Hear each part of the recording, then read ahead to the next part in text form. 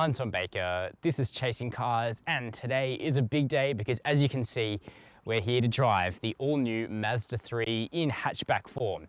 Now, this is quite a while in the making because, as you remember, you and I went over to LA at the end of last year to check out the global debut of the all-new 3, which we saw in hatch and also in sedan form.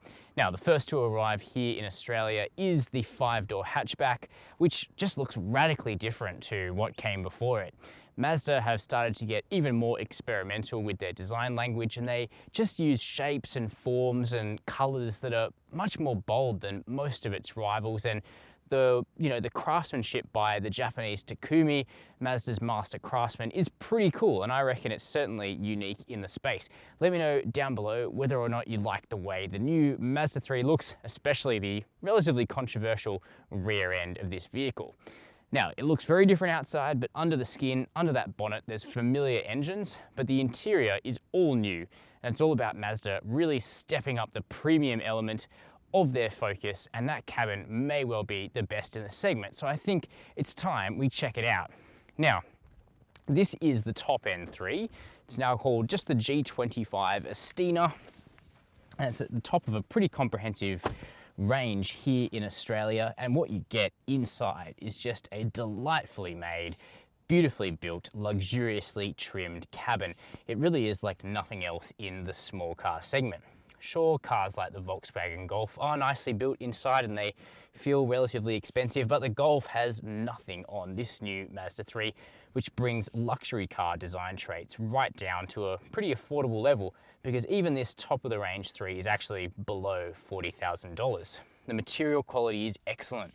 This beautiful creamy leather steering wheel, soft surfaces basically everywhere. Up here on the dash, which has brown stitching, further up on the door tops, down here where your leg rests, basically anything you interact with is very, very nicely done in the new 3. There's also some really lush touches like these metal speaker grills, which look particularly premium. I really, really like it.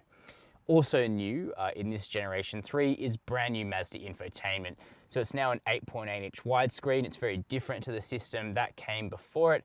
And as you can see, it now supports Apple CarPlay and Android Auto as standard, which is fantastic. But the graphics of the integrated Mazda system and integrated mapping are much more grown up than they used to be. It's now driven exclusively through a rotary dial between the seats. It's no longer a touchscreen at all, and that's fine because it's nicely set right in your line of sight and it's easy to control down here. In fact, a lot of the 3's controls, feel very upmarket, very nice and knurled. Climate control dials, same for the volume, and very clicky, nice feeling for the buttons up here on the steering wheel. Even things like the damping of the indicators just feels a cut above. You also get a digital driver display as standard on every model. That's pretty cool. And what about practicality? Well, it's not bad. An adjustable armrest. That reveals a pretty deep bin with a USB port. That's a fast charger.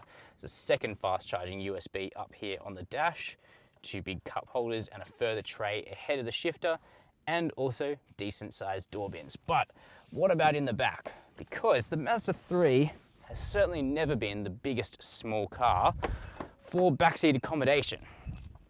Now, it's a little bit better in this generation, but it's still not as big as a Hyundai i30 or a Golf in the back. So I'm 6 foot tall.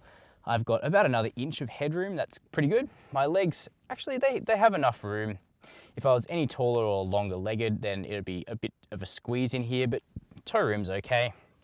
I would keep it to 2 adults here in the back because there's quite a big hump in the floor, but at least there's some nice amenities. So 2 cup holders in this fold down armrest. There's air vents now on the Mazda 3, which is great to see, although you don't get those in the base model, which is a bit of a shame, but I wish there were USB ports here in the back. What about quality? Well, it is actually still soft touch here, which is great to see. That's a nice upgrade over the outgoing car. Boot space, just okay. As you can see, the design of the rear end is completely different to the outgoing car. It's now these really cool 3D effect taillights, but it's a simple fact. Not everybody is going to love these very prominent C-pillars. And in my taste, I actually like the sedan a little bit more. Boot space in the hatch, 295 litres, so it's certainly not the biggest in the segment, far from it. But as you can see, the two Chasing Cars suitcases fit without a problem. If I remove the smaller of them, you'll see that there is actually quite a big load lip, so you do have to lift heavy suitcases up and over that.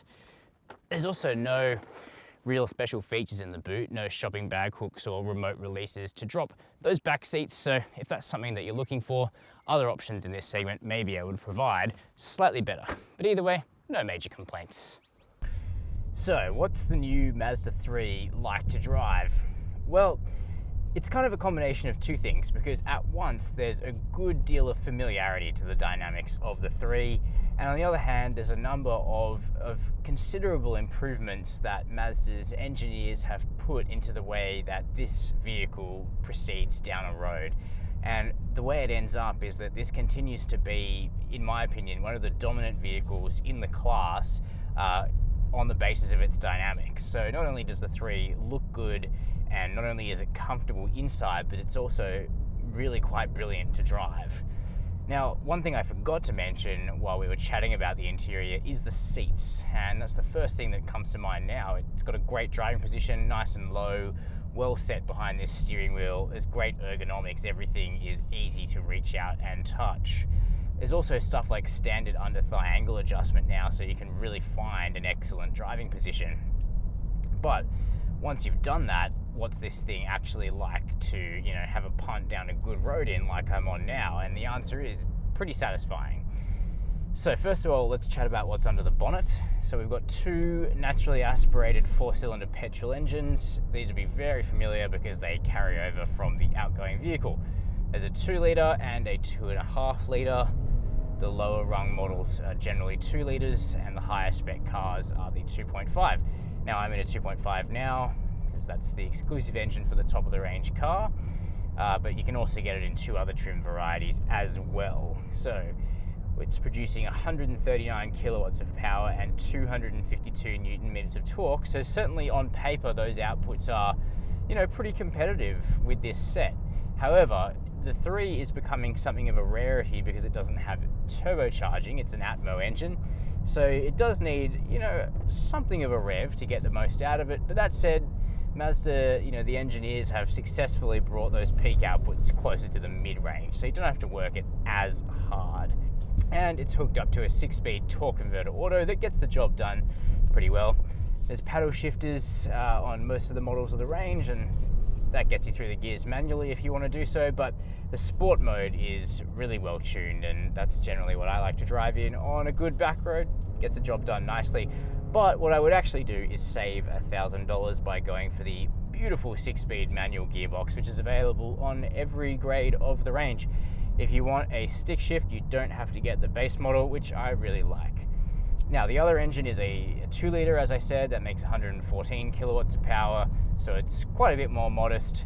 However, as a commuter, not really a problem with that engine, but the 2.5 is where I'd be putting my money.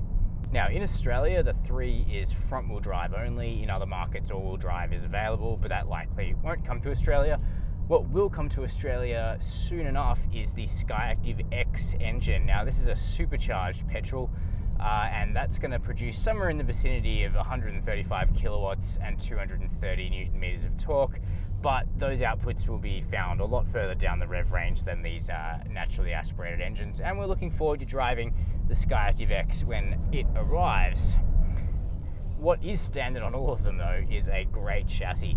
Now, the old car, left very little to be desired in terms of the handling balance, and this car carries over all that good stuff. The steering is very nicely done, very direct, really nice feel in the front wheels, and good grippy Bridgestone Turanza tires.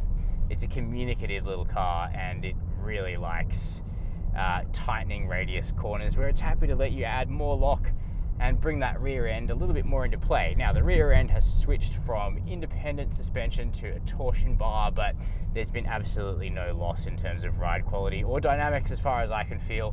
In fact, the whole setup is lighter back there, and I think you can feel a little bit of that. The damping's nice, but these 18-inch wheels are just a little bit sharp on initial impact. The lower end cars have 16s, which will be fairly plush, but the new model's 18-inch setup is definitely more compliant than the outgoing vehicles. A huge improvement has been made to the noise levels in the 3. It's now a genuinely quiet car.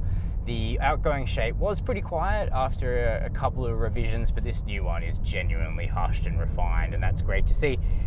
The safety offering is also really good, so front and rear AEB is standard across the whole range, and as you work your way up, you get access to more stuff. But importantly, if you want the full suite of safety features, including a 360-degree camera, that can be optioned on every grade. It is standard on this Astina model, where you have all the stuff: lane keep assist, blind spot monitoring, rear cross traffic alert, a very, very sharp system of cameras, 360 degrees. As I say, one of the sharpest reversing camera and front-facing cameras I've ever seen. That's really, really good to see. So those are my impressions of the brand new Mazda 3.